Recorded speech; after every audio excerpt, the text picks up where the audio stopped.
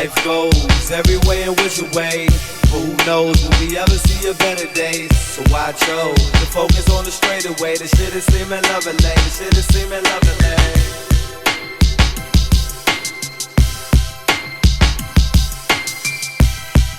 What up, man? What's going on YouTube, man? You guys already know who it is. It's your boy, Sports God TV, where we talk sports like religion. If you haven't already, make sure you hit that like and subscribe button, man. Share the content, jump in the comments.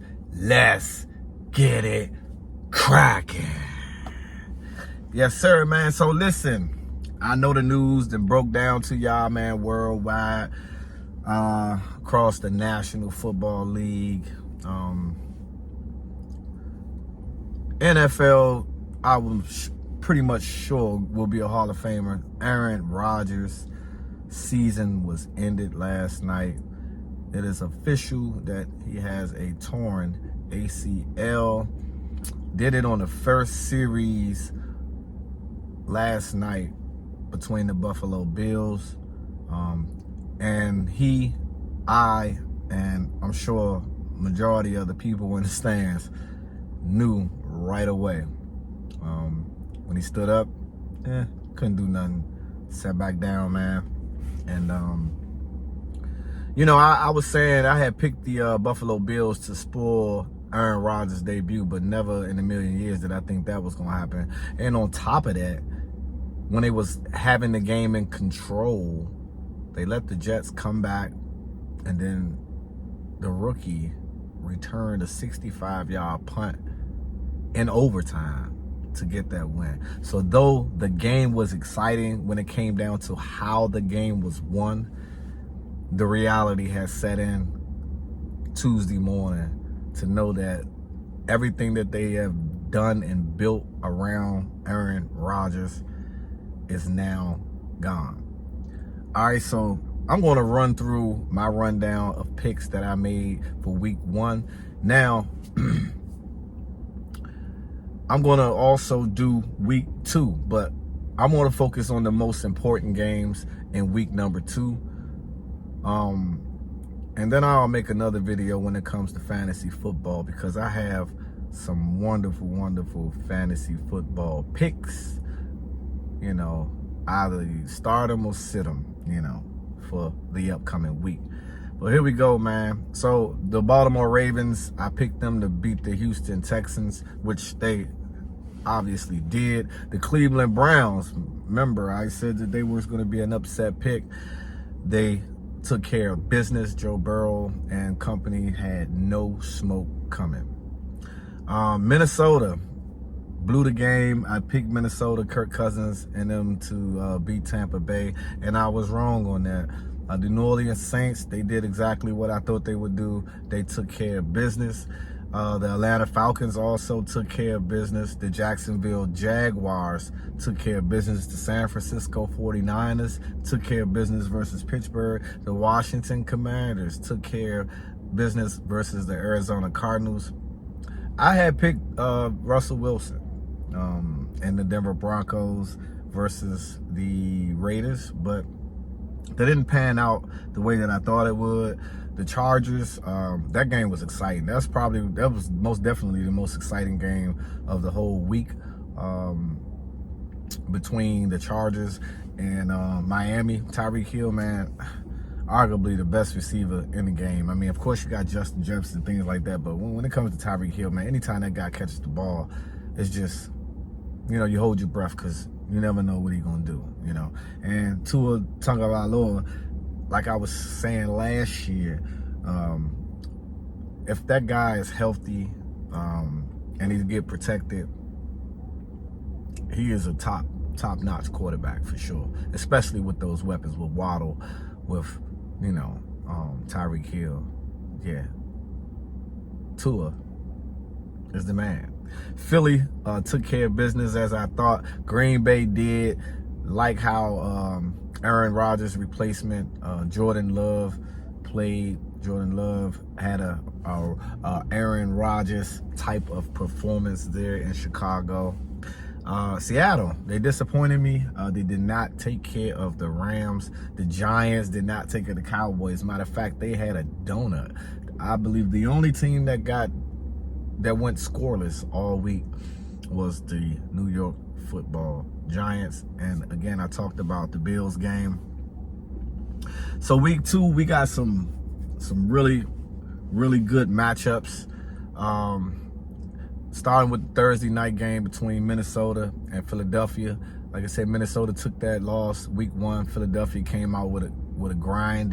They jumped out early 16-0 against the Patriots. But the Patriots made it a game.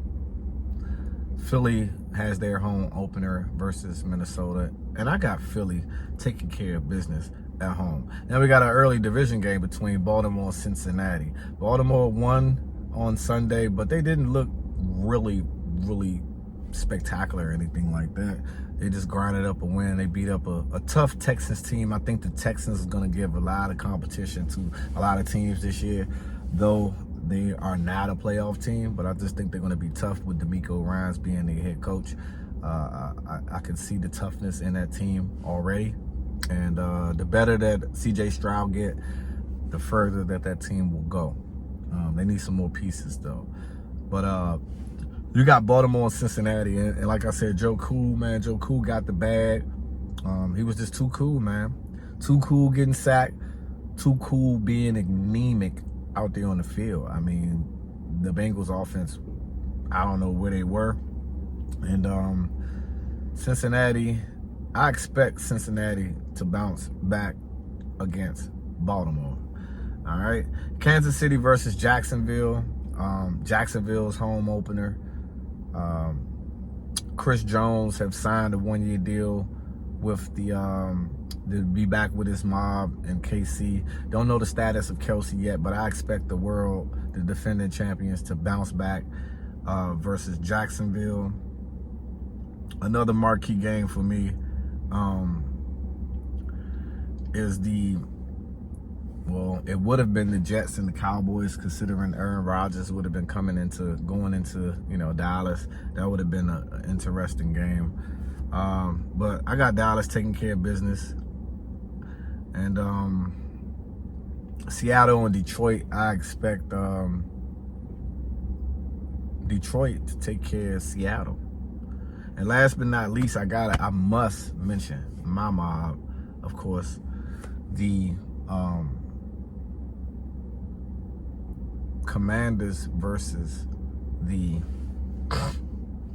Denver Broncos. It's a game where I could see the Denver Broncos winning that football game versus my Washington Commanders. And then but back to the Aaron Rodgers deal, man. I mean, who do they bring in? Zach Wilson is not proven. They're going to have to restructure their whole offensive plan, because it was basically built around Aaron Rodgers. The weapons that came with Aaron Rodgers, the system, the coordinator that was with Rodgers, he has to restructure a lot of things. And then they have to start looking on the market to see who to bring in, what veteran.